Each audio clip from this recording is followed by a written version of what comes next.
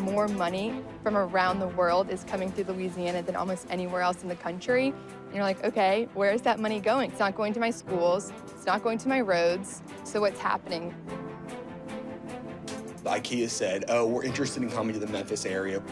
They also said, well, how much money are you going to give us before we decide whether we're going to come or not? We're paying for them to build luxury condos for the wealthy.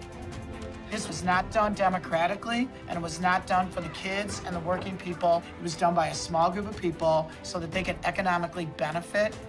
$6 billion. Monies that could be flowing directly into classrooms and communities are somehow given as breaks to those who really don't need a break. They saw a small farm raising food locally. That gets people questioning a lot about what happens in industrial agriculture. But when you uncover what happened here, it's all about eliminating competition. Our money is going to these billionaires in order to give them a competitive advantage. It is really the antithesis of what capitalism should be. This is basically socialism for the rich.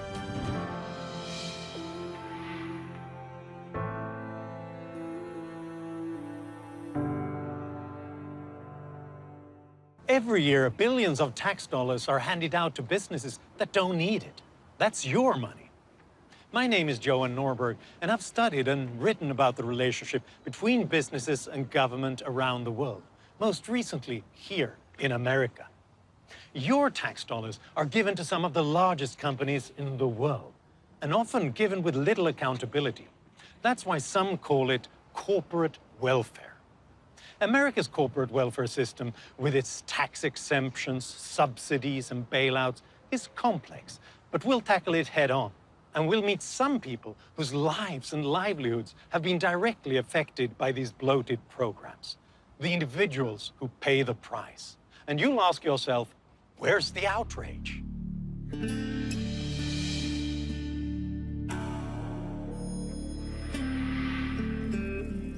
Louisiana is a very rich state with poor people.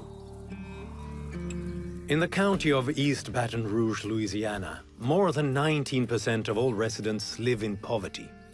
At the same time, many of the world's largest oil and petrochemical companies are here.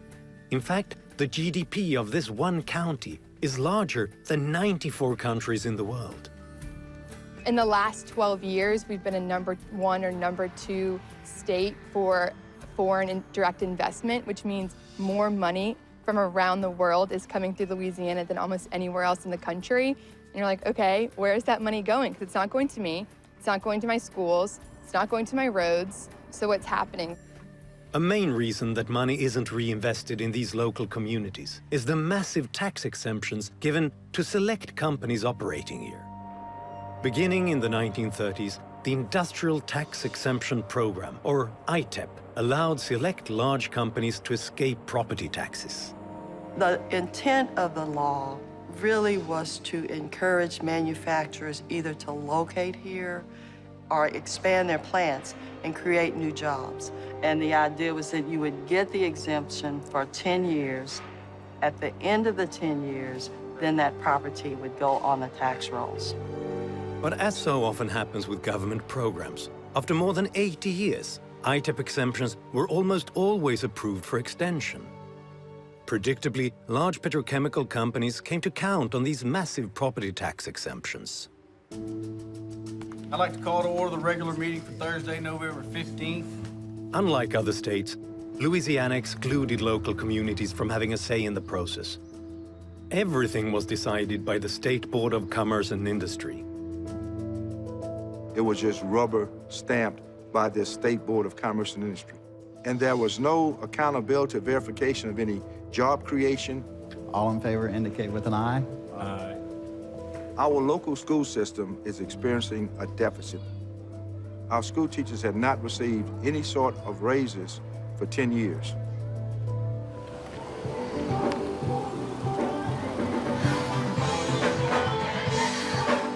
Then a network of churches and community organizers began a campaign to bring public awareness to the inner workings of ITEP.